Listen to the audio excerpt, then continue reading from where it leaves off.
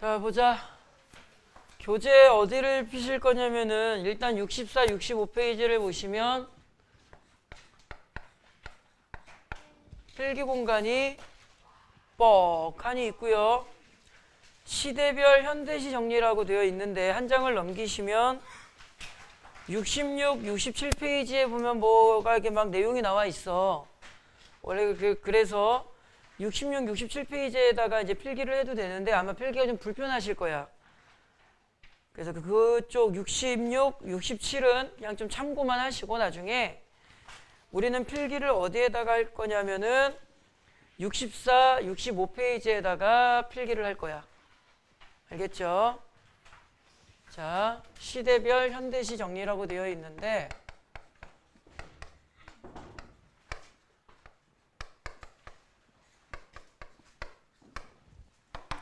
이제 오늘 우리가 배우는 게 뭐냐면 이거 일정 부분 그 소설 강의할 때도 좀 써먹으니까 좀 잘 알아두시면 좋아요. 약간 시의 내용을 그 골격을 잡을 때 좀 도움이 되는 뭐 그냥 그런 것들이야. 뭐 옛날에는 이거 뭐 암기 테스트도 보고 했었는데 뭐 그렇게까지는 의미가 없더라고. 필기는 좀 잘 해놓으세요. 자, 우리가 지금 문학을 배우죠.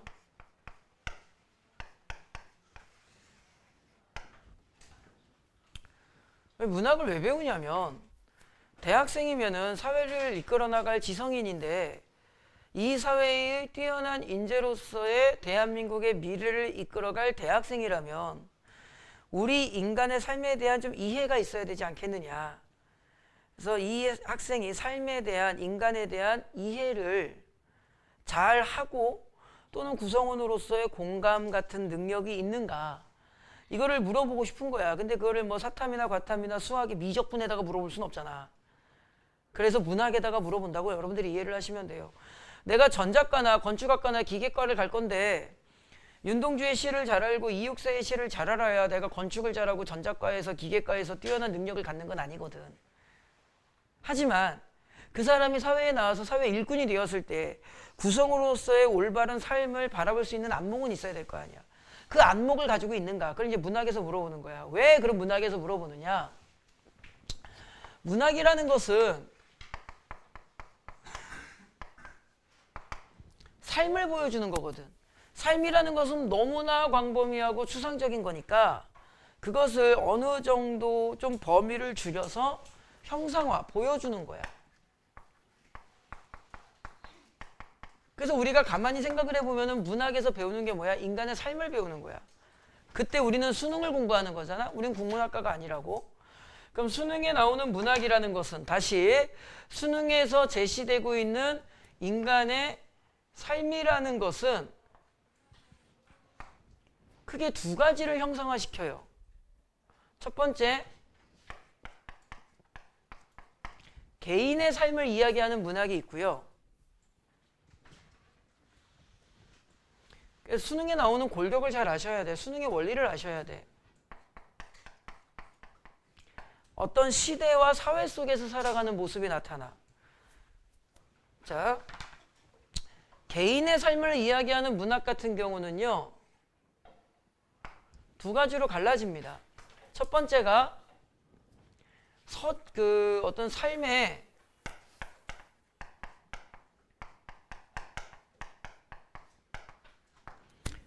가치관이나 태도를 이야기하는 시가 있어. 그러니까 여러분들과 제가 알고 있는 시가 좀 달라서 설명하기가 좀 어려운데 송수건이라는 시인이 쓴 그 나팔꽃이라는 시가 있거든. 그 시의 내용이 뭐냐면 이제 작년도 올해죠 아직은 그 연계교재에 있었던 시인데 이 나팔꽃이 이렇게 꼬면서 올라가잖아. 어느 날 화자가 보니까 이제 끝에까지 꽈서 올라간 거야. 아 얘는 더 이상 안 자라겠지? 그 다음날 보니까 또 이렇게 자라 있어. 아 이제 끝나겠지? 그 다음날 보니까 또 이렇게 자라 있어. 아 인간이 한계를 느끼지 말고 계속 도전하는 삶을 살아야겠다. 이렇게 되는 거고 거룩한 식사라는 시가 있는데 그 시는 어느 날 내가 사무실에서 음식 배달을 시켰는데 그 음식 배달을 하러 오신 그 어떤 아주머니의 모습을 보며 삶의 뭐 어떤 고단함이라든가 이런 걸 이야기하는 시가 있고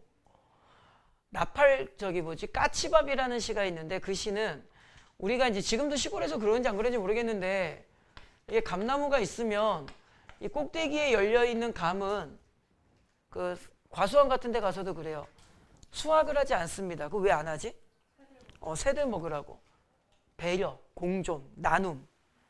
다시 가치관이나 태도라는 말은 공동체 의식이라든가 따뜻한 인정이라든가 뭐 배려라든가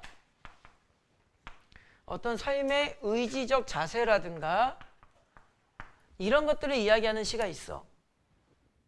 이게 뭐 말은 어렵지만 사실 시 읽으면은요 되게 쉬워요. 저런 시들은. 그 다음에 여러분들이 이제 고전 문학에서도 많이 배우죠. 서정을 이야기하는 시가 있습니다.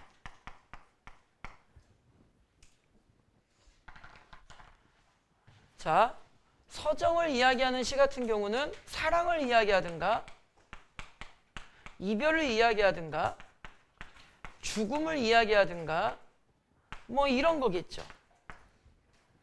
그러니까 인간의 말 그대로의 정서, 진달래꽃 같은 거 생각하면 되겠지. 그죠? 그 다음에 시대를 이야기하는 시 같은 경우는 여기가 이제 선생님 별표를 치는 이유가 굳이 개인을 이야기하냐 시대를 이야기하냐라고 놨을 때 수능에는 아주 비율상 아주 월등히 시대를 물고 들어가는 시가 훨씬 더 많이 나와. 그러면은 이 시대는 어떻게 구성되냐면은 시대적 뭐가 나와? 상황이 나와요. 그리고 그 상황에 대한 성찰이나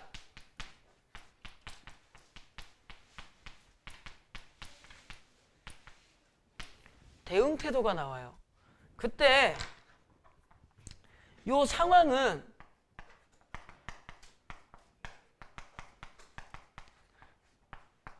대부분 부정합니다.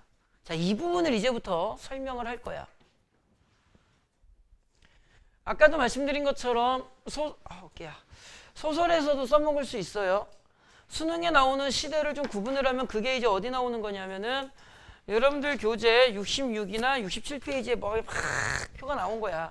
근데 내가 지금 여러분들한테 무슨 근현대사를 가르치는 건 아니라서 그 여러분들이 좀 읽어보시고 그래서 실제로 문학 공부를 좀 잘하고 싶으시면 근현대사 같은 거 공부하시면 도움을 생각보다 많이 받아요. 뭐 근현대사 공부한다 그래가지고 무슨 복잡한 것까지는 아니고 그냥 선생님이 근현대사 공부하는데 문학을 위한 근현대사 공부하는데 추천드리는 책이 있어.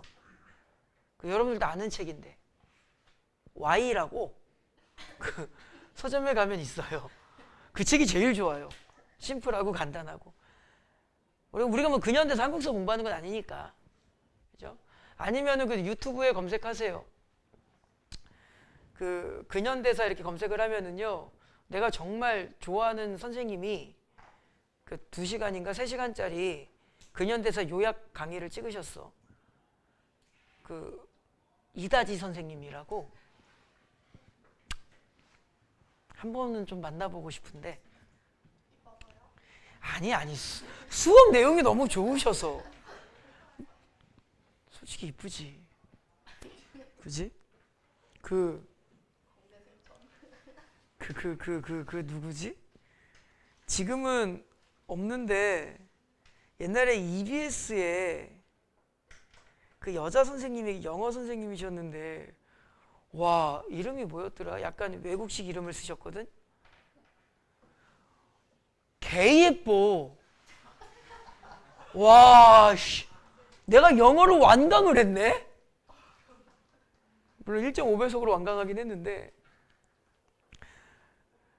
5년 전에 그냥 어떤 강사 선생님이 계셨어.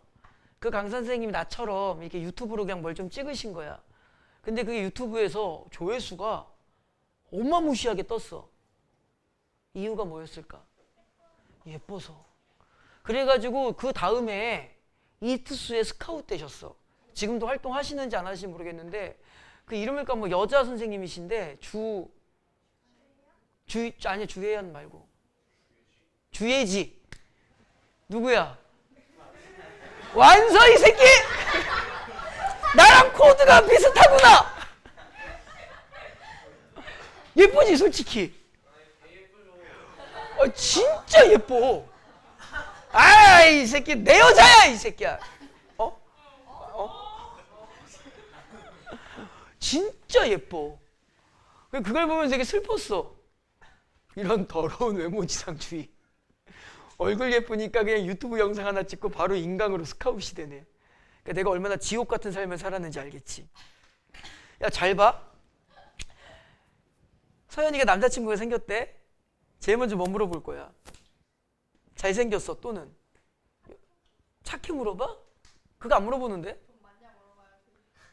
아니 돈은 저 20대 중후반 넘어갔을 때의 멘트고 키 얘기하잖아. 잘 봐. 태민이가 여자친구 생겼어. 승민아 제일 먼저 뭐 물어볼 거야? 예뻐. 나는 지옥에서 살아남은 사람이라니까. 네가 결혼할 만한 남자 뚱뚱한 태민이냐 키 작은 태민이냐 그 정도 차이밖에 없다니까. 이정우 부풀렸냐 이정우 죽였냐. 뭐 니네들은 무슨 뭐 백마탄 남자 뭐 삐까뻔쩍한 남자 여자 만나서 결혼할 것 같아? 다 이쯤 어디야. 되게 뛰어나게 예쁘고 화려한 사람들은 다 어디가 있어? 서울에 가도 비슷해. 근데 강남 가면 좀 다르더라. 옛날에 이제 내 친구들 서울 쪽에 있으니까 이제 송년회 신년회 할 때 이제 다음 주에 나 가는데 난 좀 일찍 가요. 약속 장소에. 좋아. 임계동이랑은 레벨루가 달라. 지나가는 사람들이 날 계속 쳐다봐. 근데 그 시선이 별로 따뜻하진 않아. 약간 뭐 신기하게 쳐다보는 느낌 알아? 얘 뭐냐? 딱 봐도 수원인데 이러고 지나가. 자 보세요. 개화기부터 할 겁니다. 그러니까 지금 선생님이 설명드리는 게 여러분들 66, 67페이지에 적혀 있는 내용들입니다. 근데 필기하시기 불편하니까 이쪽에다가 좀 적어 볼게요. 1. 개화기. 이 개화기를 이제 정확하게 몇 년부터 몇 년까지라고 보느냐가 좀 애매한데 이제 한문을 해석을 하면 필기자의 꽃화자입니다. 우리나라가 이제 서양의 서구화된 문물이 들어오는 1900년대 초반, 1910년을 전후한 그때쯤이라고 보는데 이 개화기라는 단어가 사실은 되게 슬픈 단어로 접근할 수도 있는 단어죠. 아까도 말씀드린 것처럼 문명의 꽃이 핀다, 서구화된 문물이 들어온다, 그래서 개화기야. 우리나라가 이제 1910년에 을사늑약이라고 하죠. 이제 국권을 찬탈당해. 우리가 국권을 일본에게 빼앗긴 이유를 뭐 여러 가지가 있겠지만 크게 두 가지로만 논다면 첫 번째가 뭐니? 내부의 부정부패죠. 을사오적이라고 하는 그들의 정치적 부정부패. 그죠? 그 다음에 두 번째가 뭐야? 군사력이야. 선생님이 개인적으로 되게 싫어하는 우리나라의 역사가 하나 있어요. 여러분들도 이름은 들어보셨을 거야. 행주대첩이라는 말 들어봤죠? 행주산성. 그 이름의 유래가 어떻게 만들어졌지? 외적이 쳐들어왔는데 우리나라 안악내들이 행주치마에 돌을 날라서 그 돌을 던져서 이제 외적을 막았다. 그래서 행주대첩이라고도 하고 행주산성이라고 이름이 붙었는데 그게 그렇게 멋있는 역사가 아니거든? 그 상황을 잘 생각을 해보자. 외적이 쳐들어와서 걔들 뭐 들고 쳐들어왔어? 총 들고. 그러니까 쉽게 말하면 쟤네들이 총 들고 팡팡팡 총 쏘는데 우리는 성 위에서 돌을 던지면서 오지마! 이러고 있는 거예요. 그러니까 아이언만한테 화살 쏘고 있는 거잖아. 우리나라가 문명 개화가 좀 늦은 게 군사력과 결부된 국권이 찬탈당하는 하나의 이유라고 볼 수도 있죠. 뭐 아무튼 간에 이 개화기라는 것은 이제 그런 시대를 말해. 그러다 보니까 이 개화기 시대 때 창작되는 대부분의 문학은 뭐 경부철도가라든가 또는 소설 같은 경우 이인직의 혈애누라든가 신채시라고 해서 뭐 해액에서 소년회라든가 몇 개의 시들과 소설들이 있어. 그럼 그 내용들이 전부 다 무슨 내용이냐면은 서구화, 신지식, 이걸 보통 우리는 이제 계몽이라고 하는 거야. 우매한 조선인들 어쩌고 저쩌고 이런 거. 그 다음에 이때 이제 기독교 사상이 들어오고 그 다음에 여성의 인권의 변화가 생기는 신여성주의 같은 게 들어와. 여성의 인권이 올라가는. 대표적으로는 이제 최남선이라는 시인이 있는데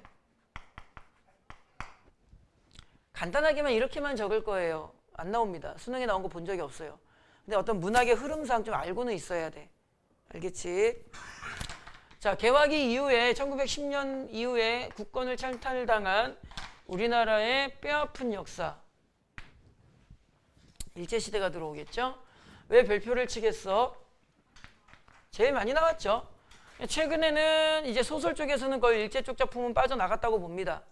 한 5년 정도 됐다고 보는데 이제 근현대사 쪽의 작품이 뭐 잘 안 나오고요. 이제는 현대 쪽 작품이 막 이제 80년대 후반 90년대 소설에서는 그쪽 작품이 많이 나오는데 그래도 여전히 시에서는 일제 쪽 작품을 좀 거론할 가능성이 아주 높죠. 근데 좀 많이 줄어들 거야. 내년도 이게 여러분들이 공부하시는 수능 특강에서는 좀 비중이 더 줄어들지 않을까 싶기는 합니다. 여러분들 내신 관리하시는 분들 평소에 공부 잘 해놓으세요. 내신이라는 그 기간 잡으시면 안 돼. 수능 특강을 강의하는 그 순간부터 내신 대비라고 생각을 하셔야 돼. 진짜로 큰일 납니다. 그렇게 생각처럼 만만하게 안 나와요. 하나만 기억을 하세요. 외운 거 절대로 안 나와. 절대로 안 나옵니다. 그 학생들이 무슨 생각해? 안 외워도 되는구나.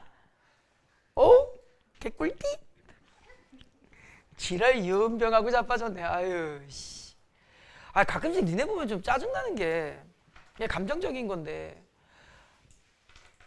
내가 이제 나랑 원서 상담할 때 내가 이런 말을 하는 학생들이 있을 거야. 뭐 목표 대학이 어디냐, 공부에 대한 어떤 계획을 이야기할 때 목표 대학을 물어보면은 뭐 어딥니다라고 얘기하잖아. 근데 가끔씩 그 학생한테 어떤 학생이든 간에 이런 말을 할 때가 있을 거야. 그 비난하는 말입니다. 그 학생. 예를 들어서 태민이야. 예를 들자면 태민아 대학 어디 가고 싶어? 아무 데나 얘기해. 내가 이런 얘기를 할 때가 있을 거야. 네가 아주대를 갈 자격이 있니? 내가 이 얘기 왜 할까? 아니 아무것도 안 하면서 정확하게 표현해 볼까요? 아무것도 안 하진 않아요, 여러분들. 뭔가는 합니다. 근데 그 뭔가 하는 행위에 집중하시면 어떡해? 행위의 양에 집중하셔야 되는데 여러분들 학교에 가셔서 5등급, 6등급 나오는 애들 완전히 뭐 7, 8, 9등급의 애들 아니라면 4등급, 5등급 애들 솔직히 성적 좋은 애들이 아니란 말이지. 걔네들은 세상을 살면서 미안한 얘기인데 현실적으로 받아들여야 돼. 공부에 대한 칭찬을 받아본 적이 거의 없는 애들일 거야. 그죠? 그럼 그 학생들이 공부를 안 하냐? 안 해? 합니다. 4, 5등급 애들이 학원을 제일 많이 다녀요. 제일 필요하니까. 근데 왜 성적이 안 나올까? 몇 가지 이유가 있겠지만 공부의 행위에 집중을 해요. 그 학생들이. 더 정확하게 표현을 하면은 공부의 행위의 경험에 집중을 합니다. 내가 현재적 상황에 얼만큼의 행위적 양을 만들어내고 있는가에 집중하지 않고 했다에 집중을 하고 있어요. 그나마 나은 애가 하고 있다에 집중을 합니다. 그런데 이 학생도 얼만큼이라는 것에는 집중을 안 해요. 그러니까 자기가 버틸 만큼 하는 거야. 그 무슨 성적이 나오겠어? 공부의 본질이 뭔지 아니? 성적의 본질이? 경쟁이야. 내가 얼만큼 하는 게 중요한 게 아니에요. 내 앞에 있는 애보다 더 해야 되는 거야. 근데 자기가 할 수 있는 만큼 임계점을 넘어가질 않아. 임계점을 넘어가지 않으니까 상변이가 일어나질 않지. 그러니까 맨날 제자리야. 그러니까 지치지. 악순환이야. 지치니까 못해. 이 악순환의 고리를 끊어내는 그 고민을 하셔야 돼요, 여러분들이. 어제 수업들은 학생들한테 이야기를 했는데 아름답다라는 말 우리가 많이 하지. 우리 여원이는 아름다워. 거짓말이야. 여러분들이 답다라는 게 우리가 문법 잠깐 해볼까? 우리 하린이가 별로 기억하고 싶지 않은 문법일 텐데 품사가 뭐야? 품사라고 말하기는 좀 뭐한데 롭스럽답다라 맨날 외우라 그랬지. 접사야. 이게 접사는 얘는 어디에 붙어? 앞에 있는 체온 뒤에 붙어. 학생답다, 의사답다, 뭐뭐답다. 그죠? 뭐뭐와 유사하다라는 뜻이야. 그죠? 유사하다는 뜻이죠. 얘가 뭐야? 속성을 지니다 라는 뜻이 되는 거야. 학생답다. 학생과 유사한 속성을 지니다.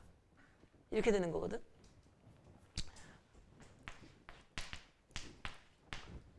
우리가 아름답다라 그래. 그 얘를 접사로 빼면은 아름이 남는 거야. 아름이 뭔데?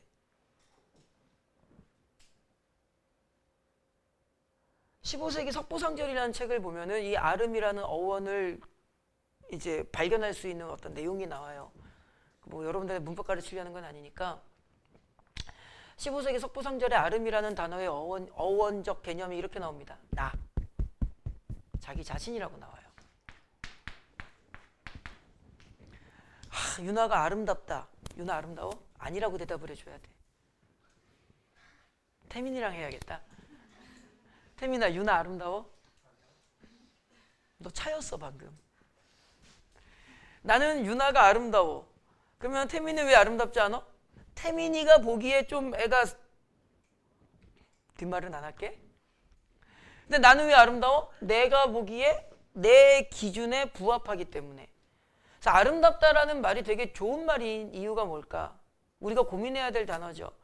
우리가 세상을 아름답게 살 거야. 내가 아름다운 여자를 만날 거고 아름다운 결과를 만들고 싶어. 이 본질은 뭐야? 내 기준에 부합하는 거야.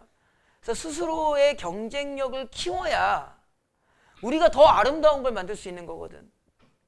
내 경쟁력이 낮으면 그 정도의 아름다움을 만들 수 있는 거고 내 경쟁력이 커지면 그만큼의 아름다움을 만들 수 있는 건데 여러분들은 무언가의 아름다운 결과를 만들고자 하는데 그 아름다움의 기준이 내가 아니라 타인이 되어 있어. 그럼 둘 중에 하나를 해야 돼.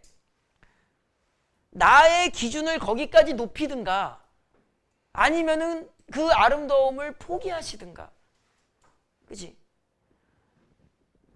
대학을 어디 가고 싶어? 우리 태민이로 해볼까? 태민아 대학 어디 가고 싶어? 그 아주대가 태민이한테는 아름다운 거고 그게 내 기준에 부합한다는 뜻인데 다시 질문을 해봐야 돼. 내 기준이 과연 그것이 가능한가? 근데 여러분들 그런 생각을 안 해요.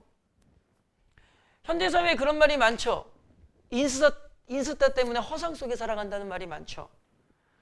그죠? 인스타 보면 다들 좋은 가방 메고 다니고 좋은 차를 타고 다니고 좋은 것을 입으며 좋은 것을 먹으러 다니고 좋은 곳에 여행을 다녀. 내 인생은 그러하지 못한데. 뭐 그런 얘기 많이 들어보셨을 거야. 그 왜 그럴까? 기준이 다른 곳에 맞춰져 있어서 그래. 아름다움의 기준이 내가 아니라 다른 곳에 맞춰져 있어서 그래. 그럼 둘 중에 하나 하셔야 돼. 나를 그만큼 끌어올려서 정말 아름다움을 만들어내시든가 아니면은 포기하시든가. 공부도 마찬가지예요. 조금 고민을 해보셔야 됩니다. 내가 정말 그 자격이 있는가? 이 아름다움이라는 것이 정말 나다운 것이 어느 수준인가를 보셔야 돼. 그게 좀 부족하다고 생각을 하시면 자기를 끌어올리셔야 돼. 주변 보지 마시고 얘는 어떻게 공부하더라, 쟤는 성적이 얼마더라, 우리 엄마가 어쩌고 아빠가 어쩌고 이거 보지 마시고 자기가 올라가야지. 그래야 아름다워지지. 그래야 나다워지지. 자기 스스로의 정체성만큼 경쟁력이 좋은 건 없어요. 여러분들은 생각보다 더 능력이 좋아. 그러니까 좀 고민을 좀 해보세요. 자, 다시 일제를 보시면은요, 이제 지금 시험 문제 제일 많이 나오는데 일제는 당연히 핍박과 억압에 당연히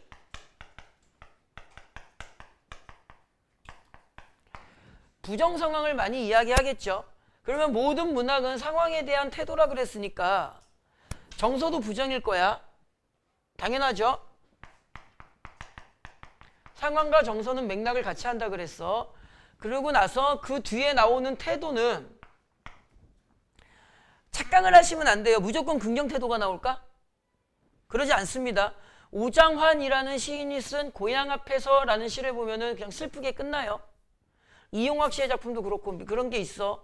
우리가 시를 많이 알고 있는 건 아니라서 그냥 절망으로 끝나든가 아니면은 극복의지. 극복의지는 우리는 다른 말로 저항이나 인내라고 보시면 돼요. 거의 시가 이렇게 갈 겁니다. 이게 당연한 거겠지. 그때 우리가 뭘 공부할 거냐면은 대표 시인들을 좀 공부할 거야. 아주 많을 수 있지만 우리는 그냥 66페이지에 나와 있는 그 몇 명 정도만 일단 공부를 할 겁니다. 첫 번째, 이육사씨. 이육사 같은 경우는요, 되게 부잣집 아들이에요. 그래서 이육사가 16살 때 일본으로 유학을 갑니다. 조선이 국권을 찬탈당했다고 해도 권력층은 조선의 권력층도 있었겠죠. 일본으로 이제 부유한 집안의 아들이라서 일본으로 유학을 갔는데 거기에서 이제 조선의 비참함을 깨달아. 그래가지고 조선으로 들어와서 조선군사간부학교, 그러니까 무장투쟁을 합니다. 지금식으로만 뭐 육사회사 이런 데 들어가서 무장투쟁을 하다가 폐렴에 걸려서 이제 인천에 있는 송도원이라는 요양원에 가서 요양을 해. 그때부터 시를 쓰기 시작을 해. 그러니까 그렇게 문학작품이 많으신 분이 아니야. 그러다가 이제 그 베이징에 독립자금 운반하시다 걸리셔가지고 베이징에서 그 광복 1년인가 앞두고 이제 옥사를 당하시거든. 잘 봐봐. 이육사는 그러니까는 먹고 살 걱정은 했을까 안 했을까? 얘는 먹고 살 걱정은 안 한 거야. 오로지 조선의 독립에 대해서 강하게 부딪히고자 하는 그 마음만이 있었어. 이게 이 윤동주랑 차이가 여기서 나오는 거거든. 윤동주 이야기는 조금 있다 하고. 그래서 이육사의 시의 특징이 있습니다. 뭐 지저분한 얘기 안 해요. 뭐 그냥 강의의 편의상 얘는 먹고 살 걱정은 없이 오로지 뭐만 조선의 독립만을 바라보기 때문에 시가 되게 강해. 그래서 예전에는 이육사의 시를 남성적 단호함 이런 표현들을 썼는데 이게 수능에는 잘 사용이 안 돼요. 이 단호하다라는 게 되게 추상적인 단어고 남성적이다 여성적이다가 이제 좀 그걸 뭐라 그러지? 젠더 간의 갈등? 뭐 그런 사회적 이슈랑 결부가 되면서 요즘에 현대문학에서는 남성적 여성적이란 말을 잘 안 쓰고 대신에 고전에서는 써요. 그거는 명료하기 때문에. 고전은 그게 좀 확실하죠. 여성적이다 이런 게. 그래서 이육사 같은 경우는 이제 단호함의 이미지가 있으나 그거는 수능에 잘 사용되지 않으니까 이렇게 쓸 거야. 부정에 대한 긍정적 태도로 바뀌겠죠. 항상 시가 이 방향으로 가요. 항상 이 방향으로 가는데 앞에서는 무슨 이야기를 하냐면은 겨울이나 차가움이나 어둠의 이미지를 씁니다. 밤이 깊었다, 달빛이 사라졌다, 뭐 이런 식이라든가 겨울이다, 눈 내린다 이런 시라든가. 여러분들이 배웠던 이육사의 광야라는 시를 보면 지금 눈 내리고 이렇게 배웠을 거야. 눈, 겨울, 차가움. 일제를 나타내. 여기 일제를 나타낸다는 건 안 적어도 되겠지. 그죠? 그러면은 동그라미를 조금 더 크게 그려야겠다. 거기에 대한 적극적 저항 정신을 나타내는 긍정적 태도로 갔을 경우에는 어떤 단어들을 많이 사용할까? 반대 단어를 많이 사용해. 이게 국어의 양면의 원리를 알면 되게 쉬워요. 봄의 이미지를 많이 씁니다. 그래서 이육사의 꽃이라는 시를 보면 뭐 꽃성, 꽃잎파리, 꽃맹아리 이런 게 다 봄, 광복의 기운을 나타내. 차나 제비가 어느 계절에 날아오지? 흥부전에서 제비가 박씨 물고 언제 날아와? 윤정 언제 날아와? 봄에 날아, 봄. 그래서 이육사의 시에 보면 제비 때 까맣게 날아오길 기다리나니 이런 말이 나와. 제비가 언제야? 봄이야. 광복을 나타내. 그리고 따뜻함의 이미지. 그 다음에 밝음의 이미지를 써요. 그래서 이육사의 광야라는 시에 지금 눈 내리고 눈, 겨울 나타내. 매화향기 홀로 가득하니 매화, 꽃, 봄. 그러니까 매화가 뭘 나타내? 광복을 나타내. 이육사의 절정이라는 시를 보면 제일 마지막에 이런 구절이 나옵니다. 겨울은 강철로 된 무지개다. 겨울이 뭘 나타내겠어? 일제를 나타내요. 무지개는 빛이잖아. 광복의 희망을 나타내. 항상 이런 식이야. 이육사의 시가. 아닌 시가 있어요. 이육사가 이제 인천 송도원에 있을 때 처음에 썼던 시. 그때는 그 시 내용이 다 어두워요. 아유 씨발 족같네 뭐 이런 내용밖에 안 나와. 뭐 노종기라는 시가 있는데 그런 사이드는 나중에 좀 틈틈이 배우고 이육사의 시가 나왔을 때 어떻게 읽어야 된다? 이 골격을 지켜라. 그때 여기에서 뭐가 일어나는 거야? 전환이 일어나는 구절이 일어날 수 있겠죠. 긍정, 부정, 부정, 긍정을 우리가 전환이라고 하잖아. 현서야 날 봐 이 새끼야. 어디 시선을 창문 밖으로 돌려. 날 봐! 에이! 변태 새끼! 에이! 유나 졸잖아! 너 때문에 이씨. 그만 먹어 돼지야. 그 뭘 먹는 거 아니야. 자, 그 다음에 윤동주를 봅니다. 아까 선생님이 그 이육사 작품 이야기한 이유가 이제 윤동주랑 좀 많이 맞물리죠. 윤동주 같은 분은 저기 가난하게 살아요. 그래서 이제 힘들게 부모님께서 이제 애가 좀 똑똑하신 분이라서 그 서울로 유학을 옵니다. 꼭 외국 나가 유학은 아니었어요 그 당시에. 그래서 연희경성 전문학교로 유학을 와요. 그 당시에 대학생이 된다는 것은 대단한 거였지. 우리 선생님 어머니도 초등학교밖에 안 나오셨어. 여자가 공부한다 이건 뭐 상상도 못하고, 뭐 보통 이제 중학교나 뭐 그 당시 소학교, 보통학교 정도, 지금식으로 하면 이제 중학교 정도 졸업하면 다 그냥 농사 짓고 뭐 기술 배워서 뭐 그렇게 살았으니까. 그러니까 대학을 다닌다는 것은 더군다나 가난한 형편에 이 대단한 거였다고. 그래서 서울에 있는 연희경성 전문학교로 이제 그 유학을 와. 그게 지금의 무슨 학교야? 연세대. 학종으로 오셨을까? 그때 이제 수능 제도가 없어. 학종 아니면 이제 내신 아니면 학교장 추천 전형으로 오셨을 건데. 그리고 나서 그 당시에 일본이 이제 우미나 정책이라 그래가지고요. 우리나라 대학생들을 일본으로 데리고 갑니다. 그 중에 하나가 이제 윤동주였어요. 그래서 그 대학생들에게 일본의 제국주의 세뇌 교육을 시켜요. 그러니까 조선을 그만큼 피폐하게 만드는 방법 중에 하나였겠지. 칠레라는 나라가 있죠. 그 칠레가 미국의 속국이에요. 보이지 않는 식민지 국가입니다. 멕시코나 칠레가. 미국이 칠레를 귀속시킬 때 어떻게 했냐면, 미국이 칠레라는 나라가 되게 멋있는 나라였습니다. 민족주의 성향이 정말 컸어요. 우리나라 같은 경우는 이제 김구 선생님의 가치관이었는데, 이 칠레 애들이 민족주의가 되게 커. 그러니까 자신들의 민족에 대한 어떤 무언가를 만들어 나가고 싶은데, 냉전 체제 때 미국 입장에서는 칠레가 자기 편에 붙길 바라지. 내 새끼들이 지네 말 들어 안 들어? 안 들어. 그렇다고 무슨 무력으로 전쟁을 벌일 수 있는 명분은 없잖아. 그러니까 미국이 어떻게 해? 칠레의 어떤 몇몇 고등학교, 몇몇 우리나라식으로 표현하면 칠레에 있는 좋은 대학교들이 있겠죠. 뭐 우리나라식으로 서울대, 연대, 고대. 걔네들이랑 자매결연을 맺어요. 미국에 있는 고등학교, 대학교가. 그래서 자기네가 돈을 다 대가지고 그 훌륭한 칠레의 젊은 청년들을 미국에 유학을 보내. 국비로. 미국이 돈을 다 대주는 거야. 그러면은 얘네들이 뛰어난 인재잖아. 미국에서 아주 좋은 교육을 받아. 그래서 다시 칠레로 가. 칠레에 가서 얘네들이 어떻게 했겠어? 뛰어난 인재였기 때문에 그 사회의 기득권에 다 들어갔겠죠. 누군가는 정치를 했을 거고요. 누군가는 사업을 해 성공을 했을 거고, 누구는 대학에 들어가서 교수가 됐을 거고요. 사회의 요직에 다 들어갔겠지. 그러니까 얘네들의 가치관은 전부 다 미국 무슨식 가치관이야? 미국식 가치관이 된 거야. 그 미국에 대한 어떤 태도를 지녔겠어? 우호적 태도를 지녔겠지. 10년, 15년, 20년이 지나니까 칠레는 미국이 시키는 대로 하는 나라가 돼버려. 일본도 똑같은 짓을 한 거야. 간단히 말하면. 그때 이제 윤동주가 가니까, 그때 윤동주는 좀 의식이 있는 사람이었으니까 너무 슬펐겠지, 그게. 그래서 쓴 시가 뭐야? 쉽게 쓰여진 시야. 어머님께서 보내준 학비 봉투를 받아 대학 노트를 끼고 거기에 이런 구절이 나오죠. 이게 정말, 그래서 이 구절이 정말 멋있는 구절이야. 늙은 교수의 강의를 들으러 간다. 내가 일본 유학까지 왔는데 고작 배우는 거라고는 일본 제국주의, 늙은 지식밖에 못 배운다고. 그러니까 그 늙은 교수의 강의라는 구절이 정말 멋있는 구절이야. 자, 그러니까 문학도 좀 알고 읽으면 재밌어요. 재미는 없어. 뭐가 재미냐 이게. 윤동주는 그런 자기 자신이 어때? 부끄러워. 그리고 그럼 자기도 이육사처럼 적극적인 저항을 할까? 못해요. 간단히 말하면 촛불 집회 나가야 되는데 자기는 돈이 없으니까 뭐 하러 가야 돼? 편의점 알바하러 가야 돼. 자기 자신이 어떻겠어? 부끄럽고 슬프겠죠. 그래서 여러분들이 맨날 배웠던 게, 그래서 뭘 배우는 거야? 윤동주의 작품을 우리가 부끄러움의 미학이라고 배우는 거야.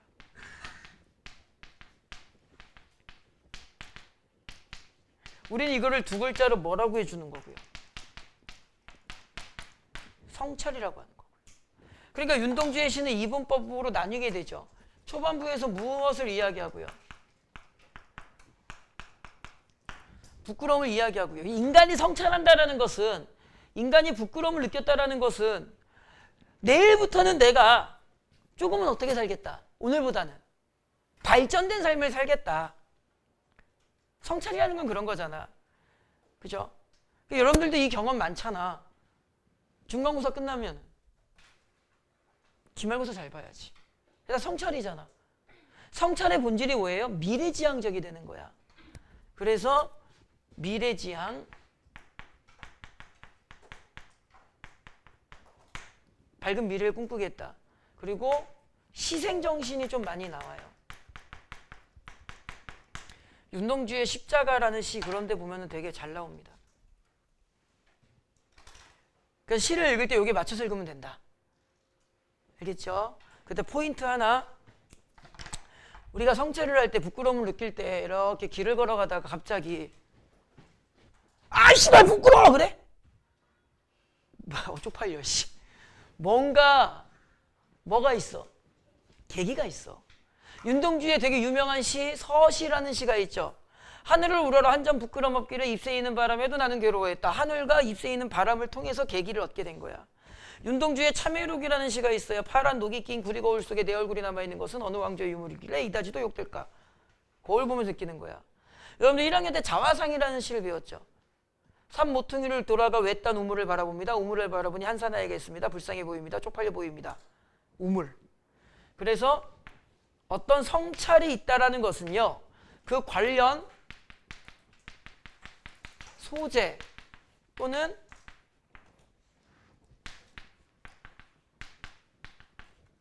계기를 파악해야 된다. 시를 그냥 읽지 않는다. 이제는 패턴을 잡아서 읽는다.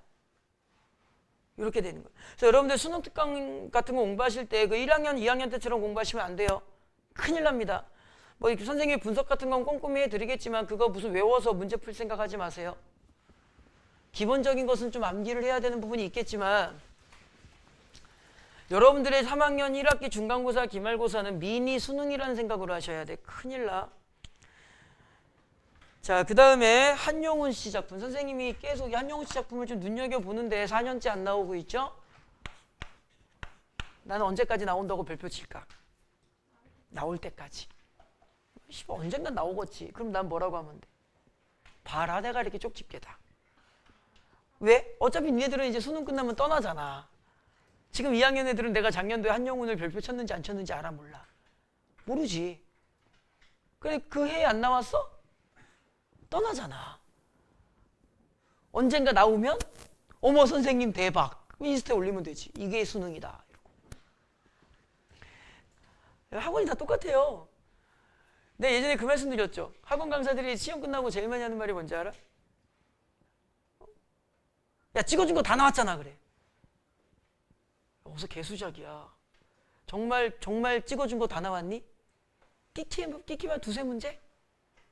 그치?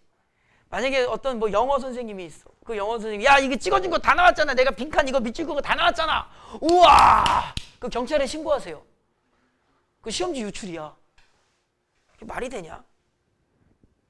그러니까 좀 주도적으로 고민을 하면서 공부를 하셔야 되고 3학년 내신을 1, 2학년의 연장선상에 접근하시면 진짜 망합니다. 한용운 씨 올해 수능이 내년 수능에 한용운 나온다 안 나온다? 나온다. 나온다니까. 내 시험지 봤다니까. 내 미래에서 왔어. 야, 이야기에 마무리를 못하겠다. 이 큰일 났다. 씨.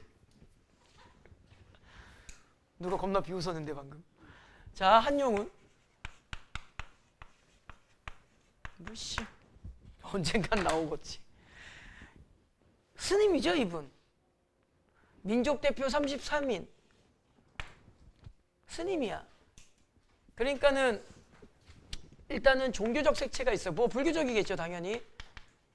좀 윤회 사상과 관련한 구절들을 좀 많이 표현을 하는데 이건 참고로 알아두시고, 한용운 씨의 가장 큰 특징 중에 하나는 요거는 좀 알아두셨으면 좋겠어. 선생님이 한용운 씨의 모든 작품을 알진 않아요. 하지만 대부분의 한용운 씨의 작품은 거의 대부분 내가 알고 있는 전 작품은 다 경어체야. 존댓말, 말을 건네는 방식. 알겠지? 그리고 아까 적다가 좀 말았는데 극복의지라는 것은 두 가지가 있는 거죠. 저항과 인내. 약간 뉘앙스가 있죠. 저항은 뭐야? 부딪히는 거고 인내는 가만히 버티는 거야. 여러분 인내와 수용은 같아 달라. 여러분들 인내랑 이 용어를 정확하게 정립하면서 공부하셔야 돼요. 인내랑 수용은 달라요. 수용은 뭐야? 태민아! 눈 떠! 벽에 기대지 마. 기대지 마. 니네 하여간 수업 시간에 벽에 기대면 씨발 벽에 확 똥칠해버릴 거야. 졸리지. 피곤하고. 졸리는 건 잘못하는 거야? 괜찮은 거야? 아니야. 졸린 거는 강사들이 그런 얘기를 하죠. 의지의 문제라고. 아니야. 의지의 문제가 아니라 그냥 생리학적 문제야. 졸은 걸 어떻게 참아? 못 참지. 그죠? 졸린 건 절대로 못 참아요. 근데 졸린 행동에 나를 맡기는 게 문제지. 어제 그 권성구에 손모 씨 아드님의 모 비연이라는 애가 있어요. 실명을 다 이야기할 순 없잖아. 영상을 찍고 있는데. 걔가 어제 두 번째 줄 가운데 앉아가지고 수업을 끝에 앉았나 가운데 앉았나 수업을 듣는데 나는 무슨 사물놀이 상모 돌리는 줄 알았어.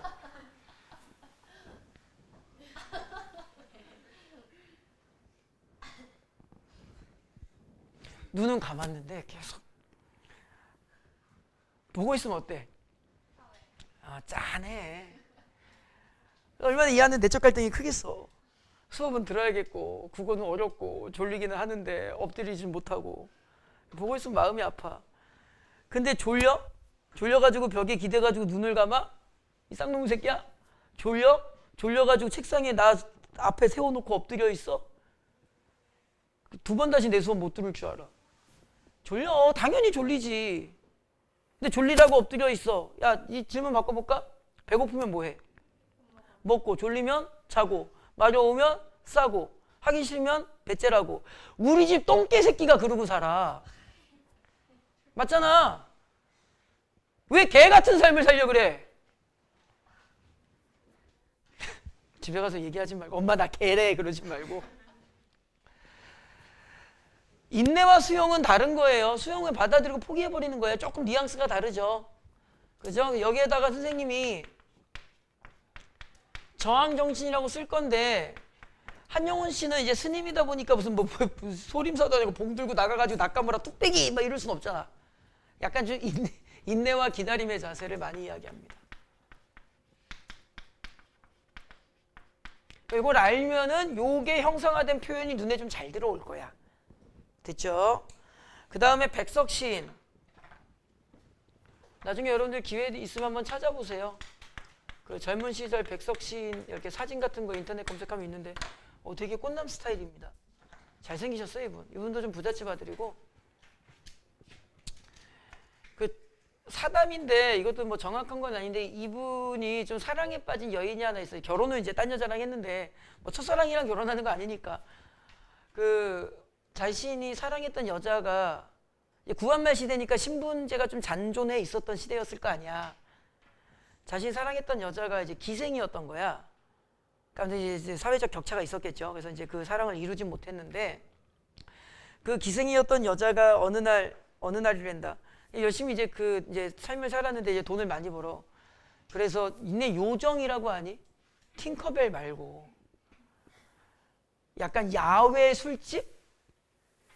드라마 같은 데 보면 나오면 무슨 막 한정식집 같은 데 큰 마당도 있고 기와집 같은 데서 한정식 팔고 술도 마시는 그 정치인들이 막 몰래 가서 족같은 짓 할 때 가는 그런 걸 이제 요정이라고 표현을 하거든. 서울 한복판, 강남 한복판에 엄청 큰 요정을 가지게 돼, 이 여자가.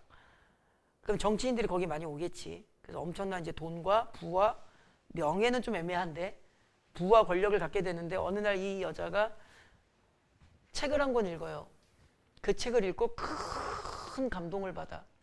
그래서 자신의 전 재산을 어떤 스님에게 다 기부를 해. 그 스님이 처음에는 안 받는다고 했다가 그 강남 한복판에 있는 그 부동산 값만 해도 얼마야. 그걸 다 기부를 해. 결국에는 이 스님이 그걸 받아가지고 그 약간 이제 한옥처럼 지어졌을 거 아니야. 그걸 약간 리모델링을 하셔가지고 절을 지어. 그 절 이름이 길상사고 그 스님이 법정 스님이야. 이 여자가 읽은 책이 무소유라는 책이고 나나 좀 주지. 아무튼 백석 시인 같은 경우는요, 이분은 이제 일제부터 광복 직후까지 많이 활동을 하셨는데, 두 개로만 적을까? 가족이나 농촌 등의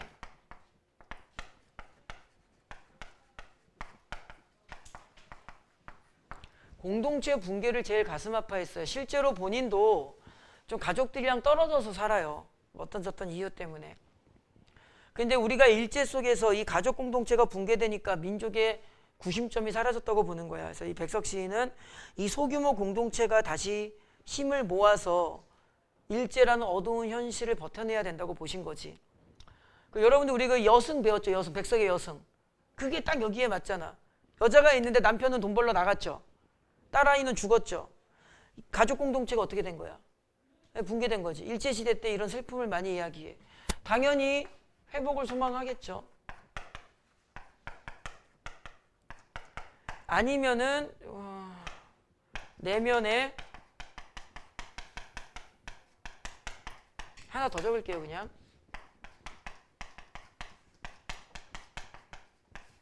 내면의 성찰이나 인내의 자세를 이야기를 많이 하고요. 요거는 알아두면 뭐 괜찮겠죠. 서사 구조를 많이 취해요. 이 서사적 구조라는 게 뭐냐면 약간 이야기 형식이라는 뜻이야. 그러니까 쉽게 말하면 시가 약간 스토리텔링이 있다고. 백석의 여승도 봐봐. 섣벌같이 나간 지아비 기다려 10년이 갔다. 지아비는 돌아오지 않고 딸아이는 도라지꽃이 좋아 돌무덤으로 갔다. 인물사건 배경이 나오잖아. 그죠? 딸아이를 때리며 가을밤과 차게 울었다. 머리카락을 잘랐다. 여승이 되었다. 스토리텔링이 나오죠. 백석 시인의 특징입니다. 혹시 여러분들 그 남신이주 유동 박시봉방이라는 시 아니? 뭐 그런 게 있어요. 다 배우게 되겠죠 언젠가. 그래서 백석 시인의 작품이 나오면은요, 여러분들 뭐 서사적 구조 이야기 형식은 모르더라도 그냥 알고만 계세요. 시가 쉽습니다. 되게 시를 쉽게 써요. 그리고 여기 1번 번호를 붙인 다음에 1번과 3번 내용 둘 중에 하나일 거야. 그 작품의 주제는. 여기에서 벗어나는 시가 하나 있기는 해요. 나와 나타샤와 흰 당나귀라는 시가 있거든. 시 보면 좀 웃겨. 여자랑 도망가자는 내용인데 좀 이상해. 아무튼 자, 그 다음에 이용학. 요분도 내가 지금 몇 년 밀고 있는데 요분 한번 나왔죠. 2년 전인가? 한번 이분의 시인은 나왔는데, 이용학 씨 같은 경우는요, 이분이 어디 살았냐면 여기 두만강, 여기 압록강 두만강 요 근처쯤 사셨어. 근데 우리나라가 일제히 핍박과 억압이 심하니까 먹고 살 길이 많이 막혔죠. 동양척식 주식회사라고 들어보셨을까요? 간단하게 우리나라의 모든 토지를 다 일본에게 뺏긴다고. 그러니까 소장인들은 먹고 살 길이 막혔죠. 그래서 이제 뭐 하냐면 여기서 이제 중국이랑 밀수를 하는 거야. 마약 같은 거 말고 그런 거 말고 아무튼 이렇게 밀수를 하다가 먹고 살기 너무 힘들어. 우리나라 이 조선인들이 도저히, 근데 만세전 배웠잖아. 만세전. 그래서 속아서 끌려가기도 하지만 도저히 먹고 살 길이 없으니까 자기 발로 조선을 떠나서 딴 곳으로 가버린다고. 그래서 저기 만주 지방이나 북간도 지방이나 이런 쪽으로 가고 뭐 하와이 사탕수수 농장까지 다 간단 말이야. 그때 이 소련, 그 당시에는 이제 소비에트 연방, 소련, 지금은 러시아, 어디로 많이 갔냐면은요, 이 블라디보스톡이라는 곳이 있어요. 그 당시에는 우라지오라고 했는데 이 블라디보스톡 쪽으로 우리나라 조선인들이 많이 갔습니다. 왜 그랬냐면은 먹고 살 길이 없잖아. 떠났는데 만주 쪽으로 가서 농사를 짓고 살아야지. 만주에는 화적대가 많았다고. 그리고 이미 만주에 토착민들이 있을 거 아니야. 그 만주는 농사를 짓기에는 그 땅이 그렇게 비옥하지도 않아. 이미 선 입주자들이 있는 거고. 그러니까 조선이랑 그렇게 크게 현실이 다르지가 않았어요. 그러니까는 더더더 가서 어디까지 가냐면 블라디보스토크 항에 갔는데 이 항이 일자리가 많았습니다. 왜 일자리가 많았을까? 러시아는 겨울이 되면 항구가 더 얼어버려. 그러니까 뭐 물자 수송 자체가 안 돼. 유일하게 항구 하나 어디? 이 항. 저기는 안 얼어. 그러니까 모든 이 러시아의 물자가 어디 쪽으로 들어와야 돼? 이 블라디보스토크 항으로 다 들어와야 돼. 그러니까 이 블라디보스토크 같은 경우는 뭐가? 지금식으로 말하면 쿠팡 물류센터가 되는 거야. 맞잖아. 그럼 누가 많이 필요해? 상하차 요원이 많이 필요해. 일당 잡부들이 많이 필요한 거야. 그러니까 이제 이쪽으로 많이 갔죠. 우리나라 같은 경우는 그렇게 해서 큰 도시가 어디였고요? 부산이고. 뭐 부산 좀 많이 망가지긴 했는데, 여기에서 이제 이민 생활을 하다가 거기서 아버지가 돌아가셔. 그래서 쓴 시가 풀벌레 소리 가득 차 있었다라는 시가 거기에서 나오는 거고, 나중에 이제 조선으로 돌아와요. 그래서 이용학 씨 같은 경우 시간이 나면은 자신의 삶의 여유가 있으면은 만주나 북간도나 이런 데를 가면서 거기에 살아가는 조선인들의 비참함을 시로 많이 표현을 해. 그래서 이용학 씨의 시는요, 거의 대부분의 내용이 두 가지밖에 없습니다. 첫 번째, 이렇게 떠돌아다니는 사람들, 그걸 유이민이라고 합니다. 일제 유이민의 삶을 문학적으로 표현하든가, 아니면은 무슨 이야기를 많이 해? 자기 어렸을 때 힘들었던 이야기를 많이 해요. 유년기 회상.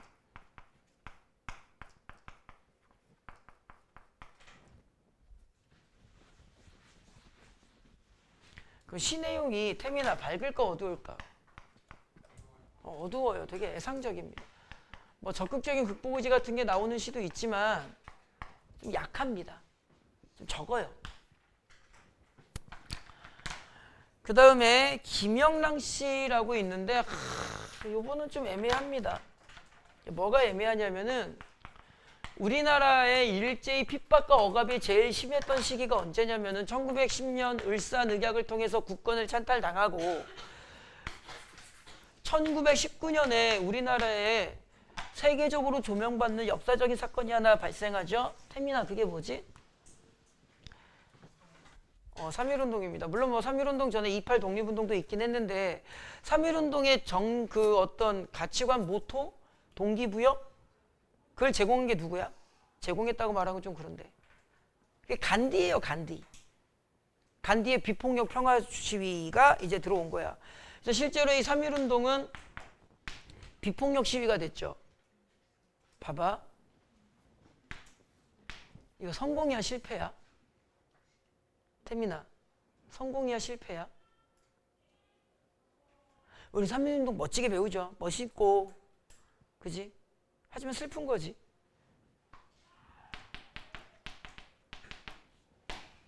실패한 거잖아. 되게 단순해. 성공했으면 우리나라 뭐 했겠어? 독립했겠지. 실패한 겁니다.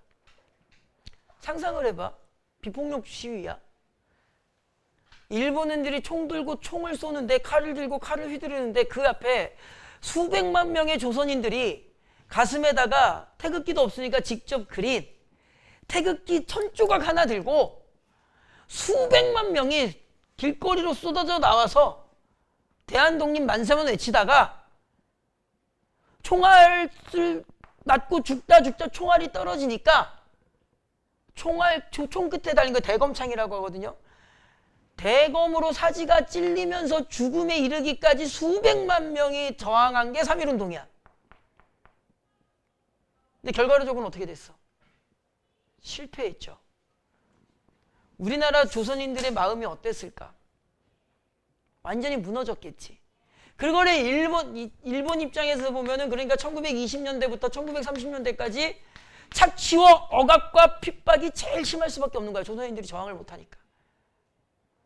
그래서 이 시대 때 가장 그게 달했죠.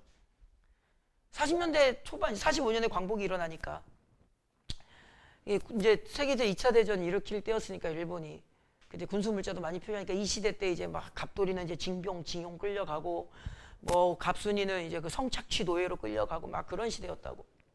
그때 이 1930년대에 전 세계적으로 유행했던 문예사조가 낭만주의야. 세상은 뭐 아름다워 뭐 이런 건데, 우리나라는 아름다움을 노래하긴 뭐하니까 이제 우리나라에 들어온 게 퇴폐적 낭만주의 뭐 이렇게 변형이 돼서 들어왔는데, 그게 중요한 게 아니라 이 시대 때 이제 어떤 문예사조가 들어왔냐면은, 김영랑이나 박용철 같은 사람들이 시를 쓰는데 어떤 말을 하냐면은, 시대는 일제고 시대는 슬프고 시대는 괴로운데, 문학이라는 것은 본질적으로 인간이 문학이라는 것을 만들어낸 이유는 미적 쾌감을 위해서 만든 거 아니냐. 그러니까는 뭐 이육사 윤동주처럼 자꾸 뭐 슬프고 괴로운 시 쓰지 말고 아름다운 시를 쓰자. 그게 문학의 본질에 충실한 거다. 해가지고 이 김영랑 씨 같은 경우는 순수시파라고 해요. 또는 이제 시문학파라고도 하는데 시대 정신을 배제하고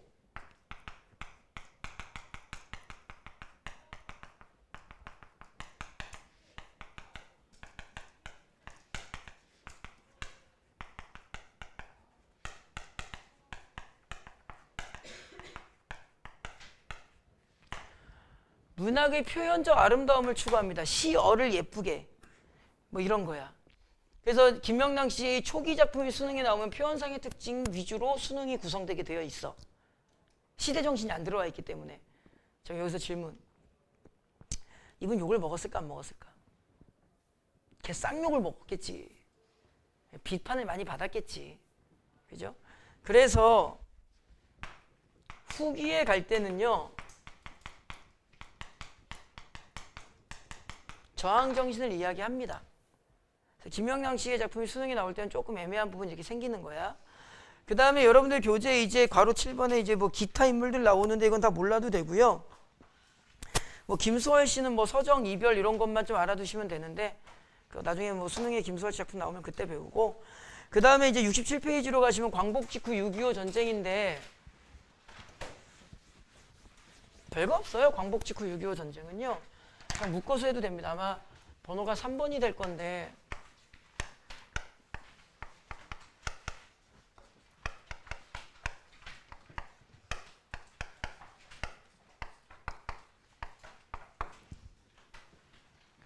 잘 안 나와요. 광복 직후나 6.25 전쟁을 시에다가 표현하는 작품이 많지 않아요. 뭐 박두진 씨나 신석정 씨나 오늘 꽃덤불이라는 시 아나? 뭐 그런 시가 여기에 있기는 한데 많이 나오진 않고요. 6.25 전쟁을 모티프로 쓴 시는 여러분들 초토의 시라는 거 하나밖에 안 배울 겁니다. 근데 그 시가 올해 EBS 연계교재에 있었기 때문에 내년도 연계교재에는 나올지 안 나올지 알지도 못하고 얘는 골격만 잡을게요. 광복 직후 6.25 전쟁은요. 부정 상황에서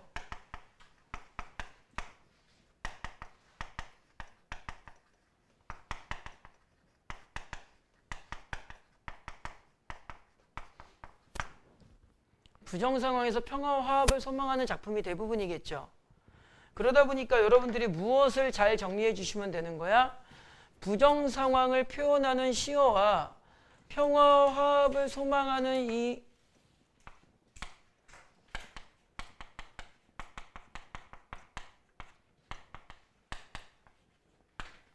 관련 시어만 좀 잘 파악해 주시면 돼요. 저 관련 시어 파악하는 것도 되게 쉬워요. 그냥 긍부정이나 잘 하시면 됩니다.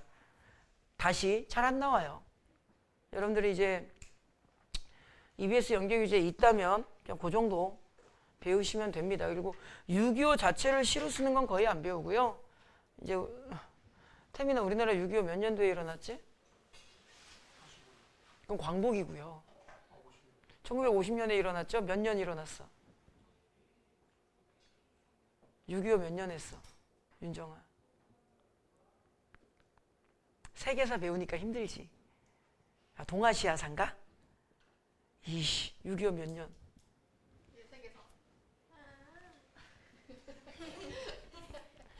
뭐 아무튼 뭐 니네 얄타이 회담 이런 거 안 배우니? 3년.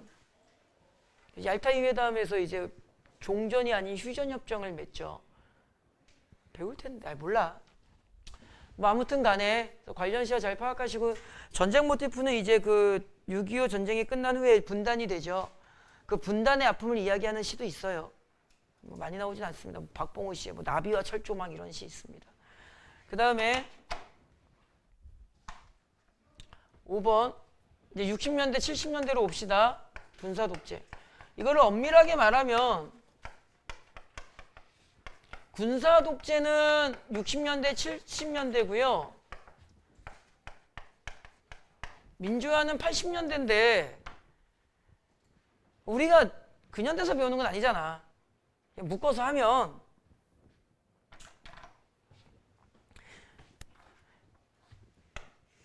당연히 구속과 억압에서 자유를 소망하는 이야기가 나오겠죠. 그죠? 그 다음에 얘는 대표 시인을 꼭 뭐 여러 명 알아두면 더 좋겠지만 일단 무조건 여러분들이 2명은 알아야 돼. 이 2명은 무조건 알아야 돼. 김수영 씨, 그 다음에 황지우 씨. 이 2명은 꼭 좀 알아두세요. 내용 골경은 쉽겠죠? 적어도 이제 긍정 부정만 잘해주면 돼. 그때 하나만 더 해보자. 태민아, 일제시대 때 우리 조선인들이 한 명도 빠짐없이 일본에 저항했을까? 군사독재 때 우리나라 국민들이 한 명도 빠짐없이 군사독재 박정희 시대, 전두환 시대, 노태우 시대 때 저항을 했을까? 안 그랬겠지. 자, 문학에서는 국민이라는 단어를 안 쓰죠. 사탐에서는 시민이라는 단어를 쓰고요. 고전에서는 백성이라는 단어를 쓰고요. 정법에서는 국민이라는 단어를 써요. 그럼 현대문학에서는 무슨 단어를 쓸까? 이 단어 사용 뉘앙스가 좀 다르지. 그지? 사탐에서는 시민이라는 단어를 써. 고전문학에서는 백성. 현대문학에서는 민중이라는 단어를 많이 쓰죠. 그래서 여러분들이 문학을 읽으실 때 현대문학 하는 겁니다.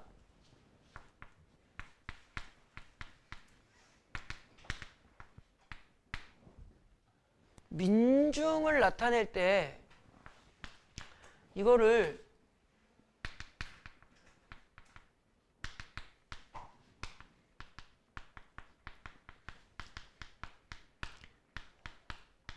그냥 그런가 보다가 알아두세요.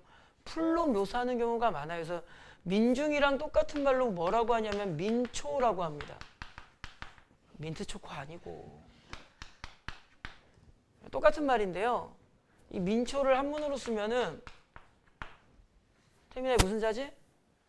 백성민자에 풀초자를 써요. 풀로 표현을 많이 하고 고전에서도 많이 사용해요.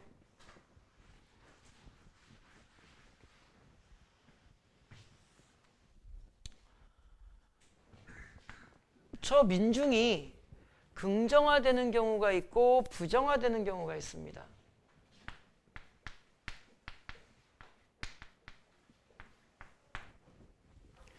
긍정화될 때는 보통 이 민중이 주로 등장하는 시대가 일제나 군사독재나 민주화나 산업화나 이럴 때 등장해. 부정적인 현실에서 이제 민중이라는 어떤 삶의 태도를 나타내거든.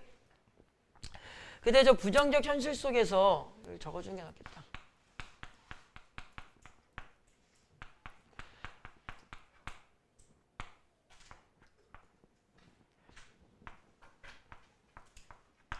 부정현실 속에서 민중이 이제 긍정화로 나올 때가 있어. 그때는 민중들의 삶의 태도가 어떻게 표현이 될까? 민중들이 어떻게 살아간다고 나오겠어, 태민아? 열심히. 좀 수능에 사용되는 단어로만 대답하면. 수능에 열심히 살아간다 이런 거 안 나오잖아. 강인한 생명력을 가지고.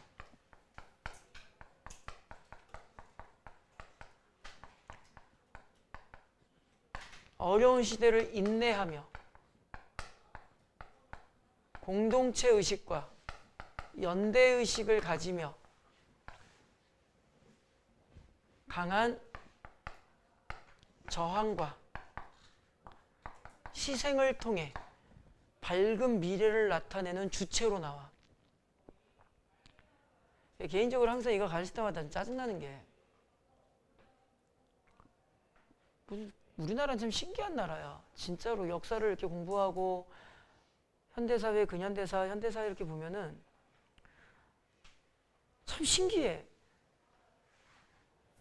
국가가 어렵고 힘든 이유는 여원아, 국가가 어렵고 힘든 이유는 국민이 잘못해서일까? 정치인이 잘못해서일까? 거의 대부분이 정치인이 잘못한 거잖아. 자, 정치인 월급을 누가 줘? 국민이 줘. 그 권력을 누가 줘? 국민이 줘. 근데 아이러니하게도 그 권력의 횡포를 국민들에게 하고 국가가 어렵고 힘듦을 막아내라고 우리가 돈을 주는 건데, 그지? 국회의원 한 끼 식사비가 15만 원, 20만 원이에요. 진짜 정치 얘기는 하지 말자.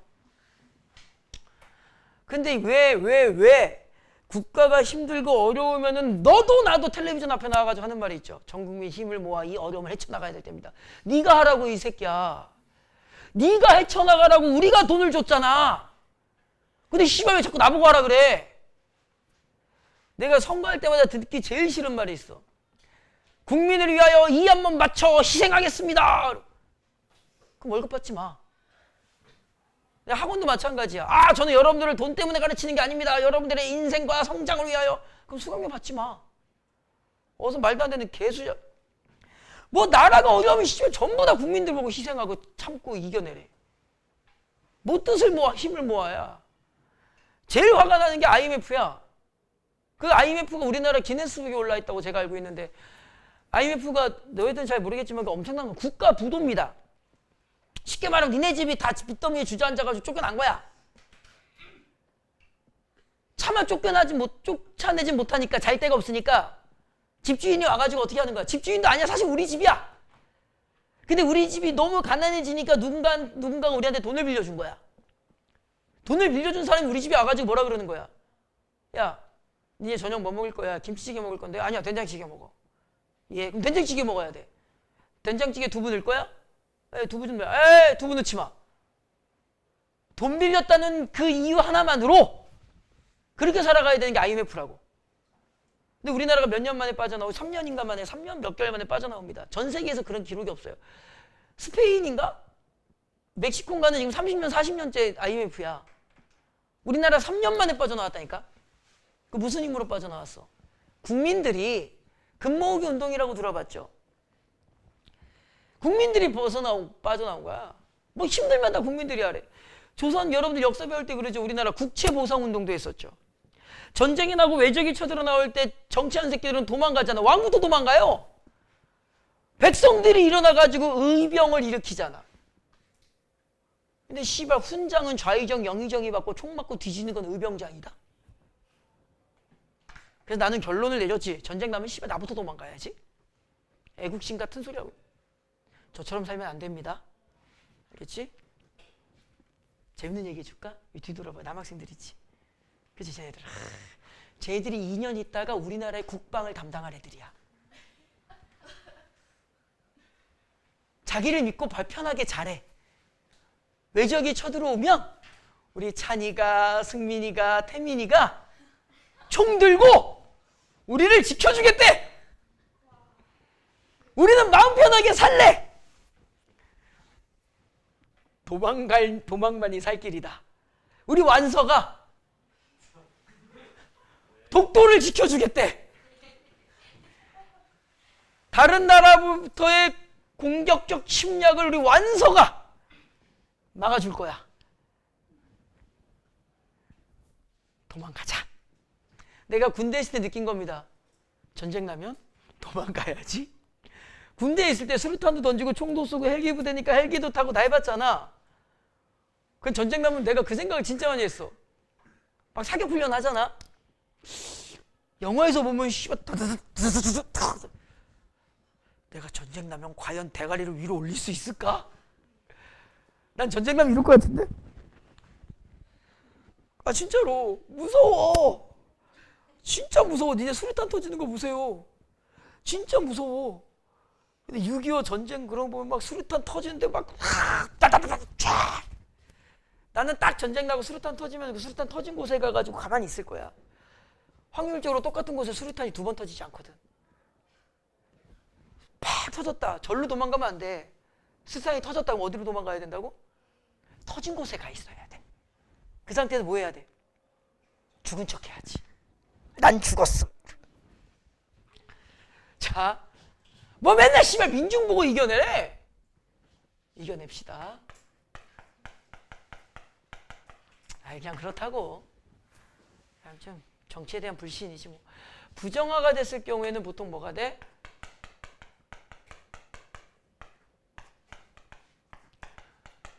그 현실에 적극적인 저항을 하지 못한 채 그냥 받아들여. 그때 나오는 단어가 뭐냐면은요. 이게 좀 이렇게 원래 가르치면 안 되는데 이때 나오는 단어가 무슨 단어냐면은 소시민이라는 단어가 나와요. 근데 원래 이렇게 가르치면 안 되는데 그냥 우리 이렇게 공부할 거고 조금 논란이 있을 수는 있어요. 어째 뭐 내 강의 뭐 누가 듣겠어? 그래서 우리는 그냥 어떻게 할 거냐면 앞으로 문학을 공부할 때 소시민이라는 단어가 나오면 그다지 좋은 단어로 접근하진 않을 거야. 알겠죠? 분명히 말씀드렸죠? 한계가 있어요. 원래 이렇게 가르치면 안 되는 겁니다. 그 다음에 마지막으로 군사독재. 아니. 산업화.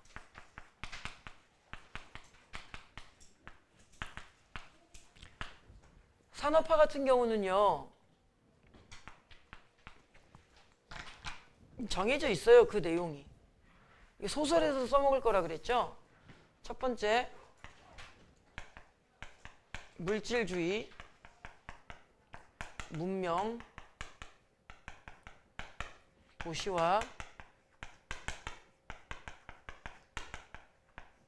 근대화. 이게 좋은 거겠어, 나쁜 거겠어? 문학을 기준으로 봤을 때. 나쁜 거겠지. 문학은 정신적 가치를 추구해야 되는데. 그죠?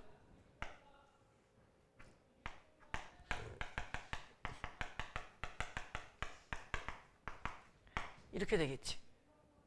그죠? 반대로 말하면 정신적 가치가 훼손되는 그런 이야기가 나올 거고요. 시에서는 거의 안 나오지만 성북동 비둘기 뭐 이런 시가 있으니까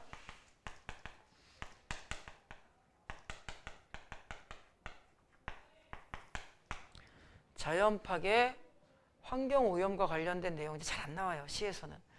소설에서나 좀 많이 나오지. 세 번째,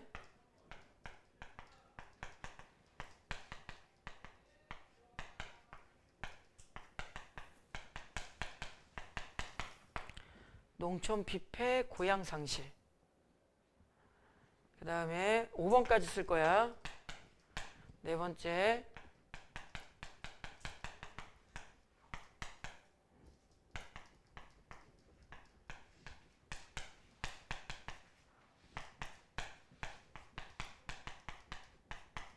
인간소의 공동체 의식이나 인정이 사라지는.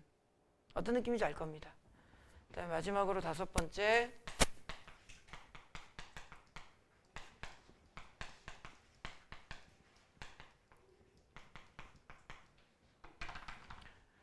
사회 구조적 모순. 근데 이제 시에서 주로 이야기하는 거는 요거나 그냥 요거나 요 정도만 많이 이야기하고요. 나머지는 소설에서 좀 이야기를 많이 합니다. 그때 여기 하나만 더 적어라. 어디다 적어야 돼? 여기다 적을까? 아무데나. 하층민에 비해.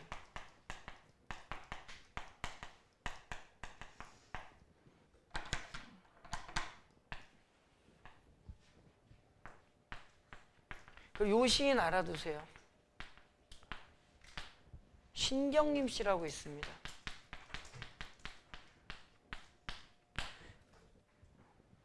여러분들 신경림 씨 작품 배운 거 하나 있는데, 그렇지, 농무. 그 농촌 피폐 이야기 하잖아. 그죠? 요 정도를 알아두시면은 이제 문제를 풀 때 어느 정도 도움을 받으실 겁니다. 자, 66페이지 잠깐 보세요. 66페이지, 67페이지 필기를 해도 될 것을 좀 불편할 것 같아서 그냥 이쪽에다가 다 앞쪽에다 적으라고 한 거고, 나머지 내용들 좀 읽어보시면 도움이 돼요. 어떤 패턴 알면 돼. 옛날에는 이거 뭐 암기 테스트 보고 했는데 요즘에는 이제 그렇게까지 필요가 없는 이유가 이 시대와 결부된 내용 같은 경우는 요즘에 보기를 좀 다 줍니다. 근데 사실 그런 거야. 내가 알고 있는 내용이 보기에 나왔을 경우와 모르는 내용을 보기를 통해서 발견해야 될 때 어떤 심리적인 유의는 상당히 차이가 커. 그래서 알고 계셔야 도움을 좀 받으실 수 있을 거고요. 그 다음에 한 장을 넘기시면 68페이지 뭐 OX 있는데 이건 좀 풀어보시고, 그 다음 69페이지에 보시면은 6강 운문 내용상 개념 뭐 용어 정리라고 되어 있는데 이거 뭐 아무것도 없어요. 한 장 넘겨보세요. 70페이지 꼭대기 OX 다 숙제야. 어떻게 하는지 알죠? 70페이지 꼭대기 극복, 의지 초월, 승화 이게 다 같은 말이라고. 그러면 극복이나 또는 의지 초월, 승화라는 말이 나올 때는 현실이 긍정 상황으로 나올까 부정 상황으로 나올까? 그렇죠. 그 패턴을 여러분들이 익숙하게 보시면 되고요. 한 장을 넘기면은 73페이지에 성찰 많이 보는 단어죠. 우리가 괄호 안에 있는 단어 반성, 돌아보다, 깨닫다. 근데 학생들이 이제 성찰을 반성까지만 생각하는데 내가 몰랐던 무언가를 깨닫게 되는 것도 성찰이야. 알겠지? 그럼 내가 무언가를 깨달았어, 내가 무언가를 반성했어, 이 말은 지금 내가 처한 상황이, 지금 바라보는 내 모습이 마음에 든다 안 든다? 마음에 들지 않는다. 거기서부터 출발을 하겠지. 그죠?